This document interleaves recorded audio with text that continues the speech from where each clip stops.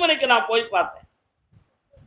உள்ளுக்குள்ளே வீட்டுக்குள்ள முன்னோர்கள் வணங்கி வந்த ஒரு தேவதையை நீங்க அற்புதமா வீட்டு தெய்வமாக வழிபட்டு வாருங்க.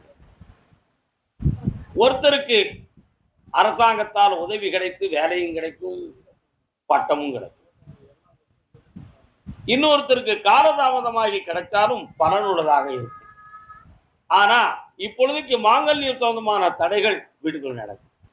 இதுல போட்டி பொறாமையால ஒரு இடத்துக்குள்ள ஒரு சிறிய குழப்பம் நடக்கும்.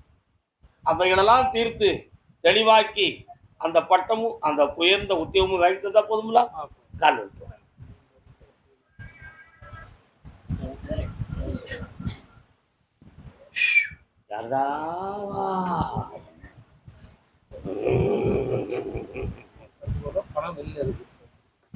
பணம் வெளியில கிடக்கு.